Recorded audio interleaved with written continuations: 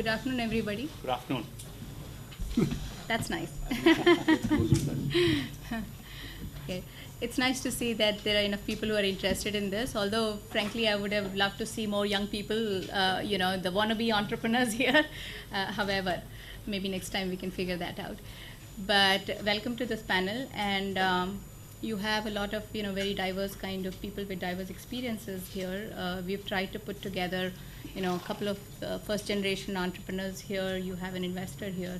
You have people from another part of the value chain in this industry, retail, who's here, and then you have somebody who promotes more reading across across different parts of this country who are here. And then I basically looking more broadly at entrepreneurship. That's really my domain. We're not entirely sure of what everybody in this room is looking for, and we'll come to that. We don't want to go out there and have a discussion which is disconnected with what you have in mind. So as a format, before we begin, we were wondering whether we could just start with a quick perspective of where each one of the panelists are coming from, and with that context, ask the audience of the 2 or 3 really broad areas that you would want for us to focus on during the discussion. Would that work for you? Sounds good. Yeah. So if you can think about that while I go out and introduce the panelists, it would be very helpful, right? Okay. So I'll start from the other end. Mr. Subramani De. He's a partner at Chatham Books. I hope I pronounced that right, Kolkata. He's also a PR specialist and has worked very extensively in PR with leading national companies, looking both at product as well as at corporate communications. He is also served as a head of a leading industry association, in which his job was to identify and engage with aspects of government policy and procedures that affect that particular industry. His personal belief in the publishing industry as a whole is that it should engage in more aggressive PR to stand up to competition from the new media, what he calls the new media, and I think that should make for some interesting perspectives from him. He believes in a consumer society. It's not what you make and sell alone, but how you package it that really makes the difference. So we'll come back to you, Subramani, with that point. Next to him is Mr. Sumit Bhattacharjee. Sumit is an assistant director at the National Book Trust India, a Government of India organization which I'm sure every one of you is familiar with here. As a publishing professional for 30 long years, he has handled varied kinds of areas, including production, marketing, publicity, and exhibitions. He's a firm believer in the ethics of publishing. I'm not entirely sure what that means, but I will find a way to ask you that during the during the conversation. And he is committed towards creating a talent pool of young professionals in the industry. Again, I think a very, very relevant topic if you're talking of expanding the publishing pie. So we should touch upon that. In the center here, you have R. Sriram. Some of you may have heard him in his earlier talk. Sriram has a passion for books, and that's what he likes to be known for. And that has led him to establish bookstores across India. He started his journey with Landmark in 1988, set up Walden in Hyderabad in 1990, and then the Crossword chain across India, which I'm sure every one of you is familiar with. He co-founded Crossword with Ms. K. Anita in 1992 and helped build it into one of the leading bookstore chains. He also then arranged for the buyout of Crossword by its current owners, Shoppers Stop Limited. And since then, he has co-founded another company called Next Practice Retail that offers business design, incubation, and consulting service for both consumer and the retail businesses. He's an advisor to a early stage venture capital fund, seed fund. So again, I think he brings perspectives from the investment end as well to this, and we should remember to ask him questions around, how does he find publishing as an investment area. He's also an independent director on the boards of Kokuyo Camlin Limited and Kokuyo Camlin Alpha Kids Limited. He has served as the president of the Indus Entrepreneurs in Mumbai, which is a global non-profit organization promoting entrepreneurship. It's great. Here is Mr. K. Muralidharan. He's been a journalist for over a decade and working with India Today, NDTV, Hindu, and several other channels in Tamil Nadu. He ventured into book publication with the translation of Kuldeep Nayar's Scoop in Tamil. And he has now published 5 books, of which 3 were translations from English to Tamil. His publishing venture, Madurai Press, is focused on bringing books on contemporary history and politics, mostly from English to Tamil. He believes that the market for children's books in Tamil is yet to be tapped. Though children's books published in English have a good market, very few children's books have been published in Tamil for children, and Murli is convinced that opening up that market could provide completely new opportunities in that particular segment. The last panelist on this panel is Mr. Rajesh Jog. Rajesh is the chairman and managing partner of Waygate Capital, which he founded in 1994. It is India's pioneering venture banking initiative. And, please tell us what's the difference between venture capital and venture banking. He has a BE from Bangalore University and then has had further advanced degrees from sunny Stony Brook and also from the New York University. He was with the Bankers Trust as an investment banker in New York prior to coming down to India and taking on this new stint. He has also spent several years in the high-tech industry at AT&T Bell's Lab and Cyber Digital. His extensive experience in nurturing startups, that is both core to his business but also his personal passion. With that, should we just get started? Would each of you, given that everybody comes from diverse backgrounds, it would be very interesting to get your personal perspectives on the publishing industry with your own work in mind. That would help bring out, lay some context to who the group is here, and then we can ask the audience for a couple of pointers on where they want to go. Would that work for everyone? Yeah. I would request you to speak for maybe 3 to 4 minutes each, please. Would that be all right? Yes. Yeah? 3 to 4 minutes to begin. That's too much. That's too much? 1 minute? That's it? Yeah, 1 minute. No, I think maybe 1 to 2 minutes then. Okay. All right. Some people might need that to go warm up. Okay. Shall I just begin? Yes, Yeah, please. please. Go ahead. Okay. Yes. Thanks for the introduction, Sunita, and thanks to Leonard and his team here for inviting me onto this panel. Sometimes I actually do wonder what I'm doing on this panel. Expanding the publishing pie is, I think, far better analyzed and debated with the rest of the panel than me. But as an investor, I will give you my perspective on what my experience has been in this mini expansion that we have begun to see. I have not invested in book publishing or other forms of publishing, but mostly in the magazine segment. In 3 ventures. One of them is still live in Goa. It's a magazine called Planet Goa. I don't know if everybody's read it or seen it on the newsstands. It's a friend of mine, and I invested a little bit of money with him. We don't know. The jury is still out on where that will go, but so far, so good. It makes money, and it's widely seen as the preeminent travel magazine for Goa. It's called Planet Goa. Check it out. Many years ago, I invested with another friend, Ashok Advani, in Business India. I haven't seen any money as a return out of that capital investment. Though more recently, I have joined the board in an attempt to rejuvenate the magazine and its multiple offerings actually. So inside, outside, auto, car, India, and you'll see actually this particular edition of Business India magazine. You'll see a very new magazine in format and paper and print quality and everything else. We're also doing something with Business India exhibitions on the exhibition side, event side of the business. Many years ago, I pitched as an investment banker, and I make a distinction in venture banking and venture capital. As a venture banker, I sometimes do proprietary investments in deals. Sometimes we syndicate other investors into deals, so it's not pure investment, but also investment banking, and so venture banking.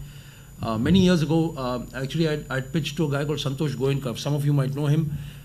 He used to run the business publications division at Indian Express Group, and he was the grandson of the founder. And I pitched to him in a very naive, sort of post-American way that this is what this group should be doing, is to look at digital look at models like Vertical Net, which really in the US had captured the imagination of investors and consumers alike to create a multi-billion-dollar enterprise in creating vertical communities around trade associations, really. And so they had at that time, Indian Express Computer, they had Indian Hotelier, they had a clutch of B2B publications. And I said, why don't you try this? And of course, it was rejected at the Indian Express board, but Santosh was so enamored by the idea that he fought with his cousin, came out, and then we invested in his company called Strategic Newspapers, where we launched 64 B2B titles in less than a year. All money gone, flushed down the toilet, never to see it again, right? So my experience in the direct publishing trade has been mixed. One investment is written off. Business India is alive and I think will begin to return some capital. Planet Goa is a young startup. We don't know where that will go, but it's nice. It's fun.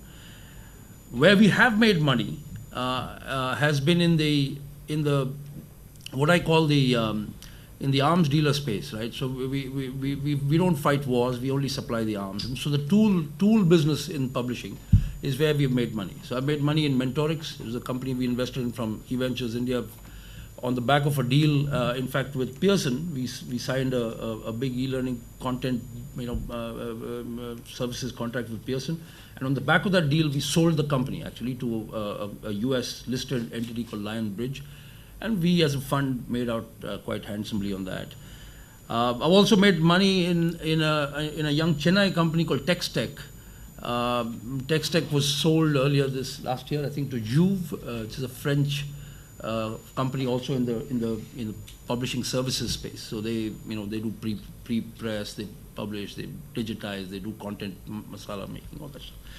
So that's my experience in the publishing business. I continue to look for the next breakout ideas. I think I'm here more to learn from this group than to possibly communicate what I have done in the past. But I still see many pockets of opportunity, quite frankly. And every time that there is a paradigm shift in any industry or some kind of tectonic shift in technology, underlying technology that's driving some change, I see great opportunities. And I think the smart entrepreneur will pick up on those opportunities and do something about it. That's my opening comment. Thank you. Murali? Yeah, thanks Leonard for inviting me this to panel. I have written a small paper, about 2 pages. I'll read it out.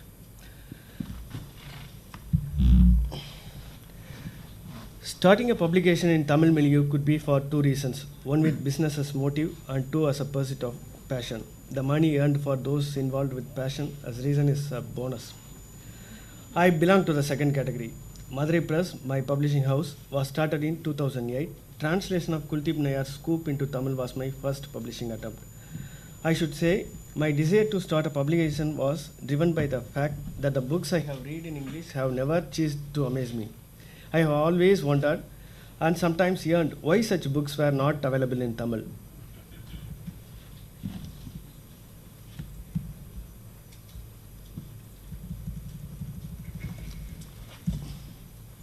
I decided that the focus of my publishing house would largely be translations. I wanted to bring quality works into Tamil. I have always been attracted to books in English on contemporary history, detective novels and children's books. Madurai Press, it was decided, would bring out such books in Tamil. I think it would be better to talk on the following issues in this context of mine. Many publishers who set up publishing houses in the first decade of the new century did so out of passion like me. There was one huge problem that all of us faced, selling the books.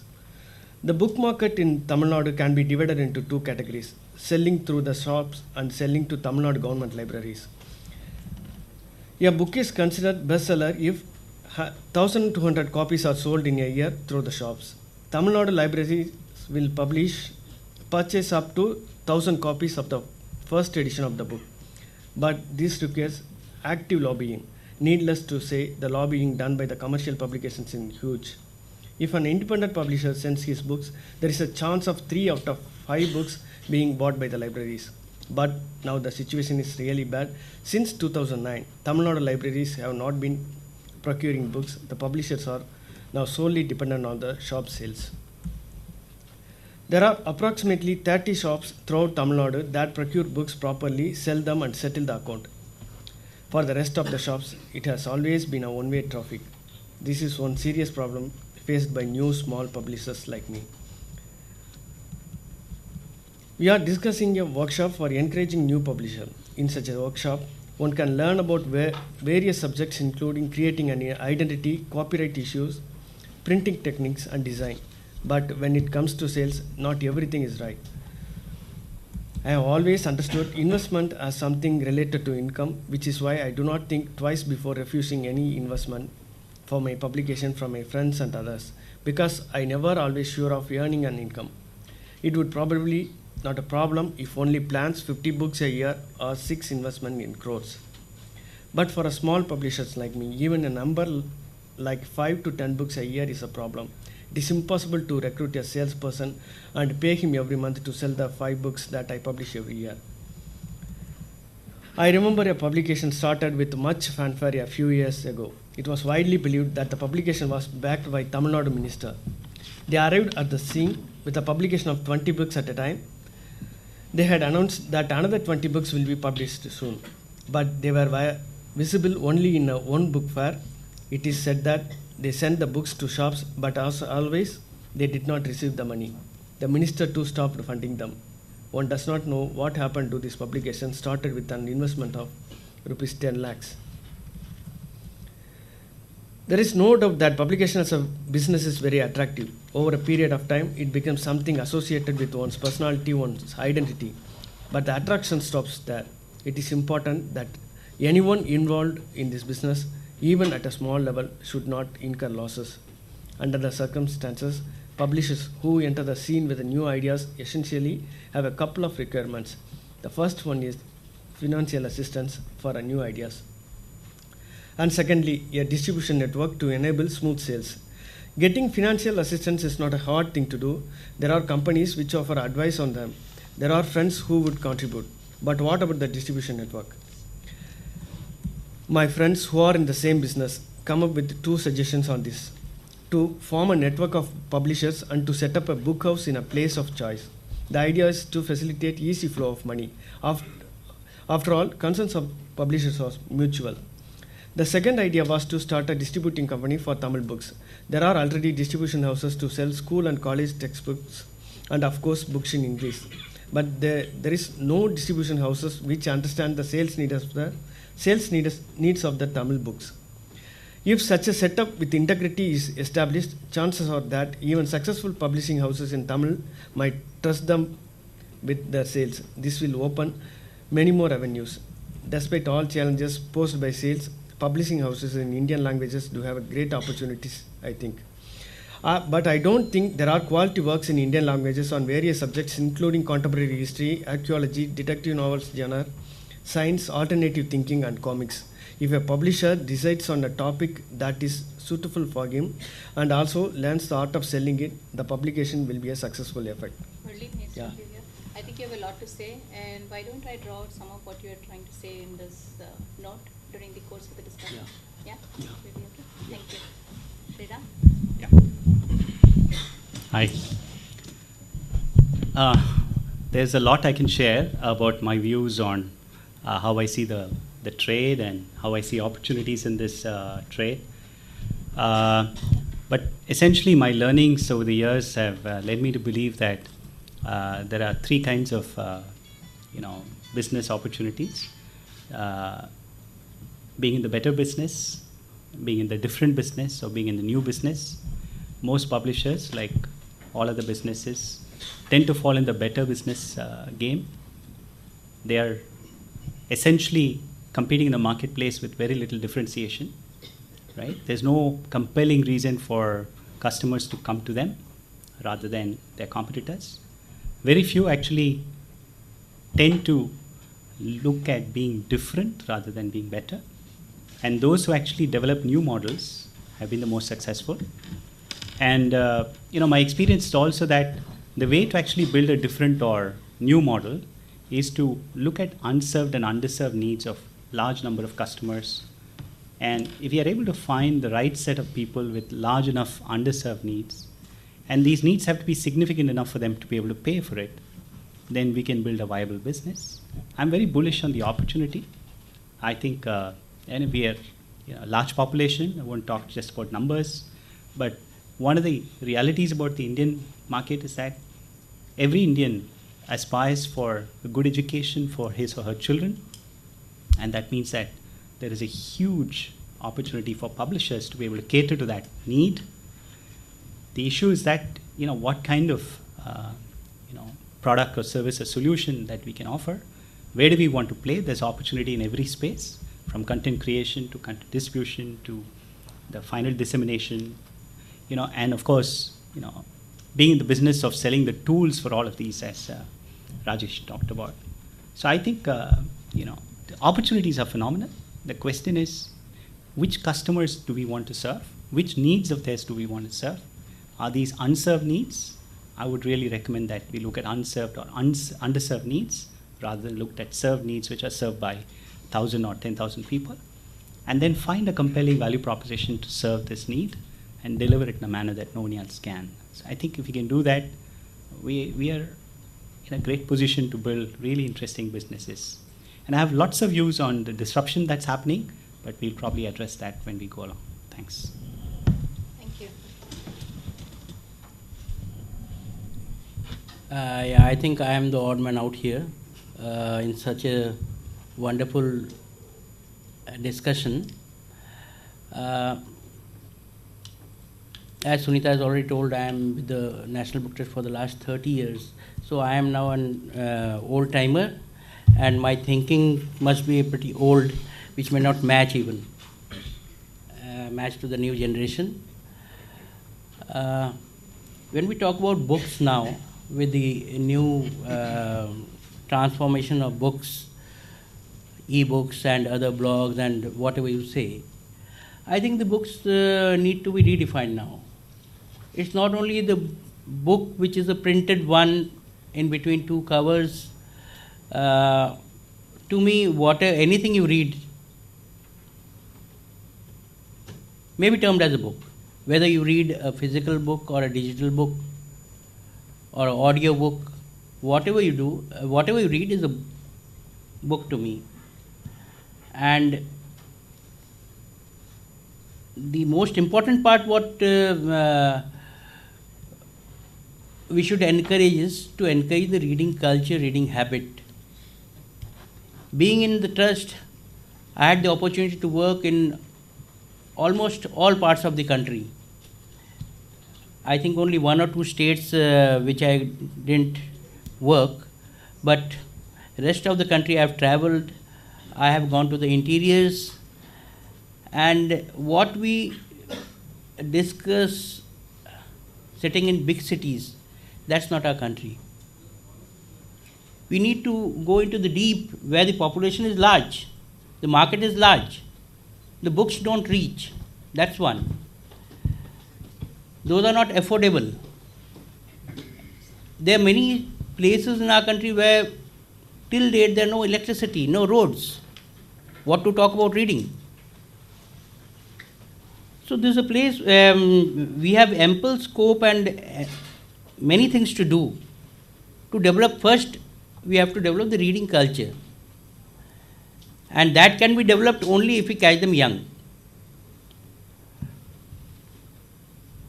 One more thing which I find is the lack of visibility of books. This is faced mainly by the small time publishers whose books don't get visibility, and if it's a textbook, fine, it will sell. If you get it prescribed, it will sell. But for fiction and non-fiction books, it needs visibility, which small time publishers don't get. I know there are few small time publishers or independent publishers, they have made a group and they have made their own distribution channels. This way they are working. I am reminded of DC Books from Kerala. To make their books visible, they have 36 bookshops throughout Kerala. So their books also get sold. Visibility makes the book sell. So these things I think we should look into. And about the government aid or subsidy, we have some programs about subsidy, also about visibility, making your books visible, which we can take later on as the meeting proceeds further. Thank you. Yes. Thank you, Sunita. Thank you, Sunita. Just struck me that this session is an interesting one. It's called expanding the publishing pie. Right? Yeah. And this is an audience that consists of publishers or people who are associated with publishing. And I really think this makes sad reading. Sad reading in the sense that we are talking about a gross aggregate turnover of something like 10 or 20,000 rupees for the whole country's publishing market size put together among some 30,000 odd publishers. And in a country of 1.2 billion people, I really think we really seriously need to debate this, and not just for an hour, but this is something that should occupy our minds even when we leave this session. The point is, this is, to my mind, a market that has just not matured. Somewhere I read an IIM study, I forget which one, which talks about a per capita book consumption of 80 rupees in India. That's pathetic. I mean, I'm not drawing comparisons, but in the UK you're talking about 4,000 rupees. In our system, it's almost mandatory to compare with the West. So why don't we compare also on this? If we talk about expanding the public, the publishing pie, Yeah. it seems to me that at its basic, we are talking about expanding the base of readers, growing the base of readers, and getting those readers to read more and hopefully buy a few more books. That, at its basic, seems to me to be the focus and scope of this discussion. To me, I mean, I'm not saying that. I come from a PR backdrop, and when this whole discussion came up,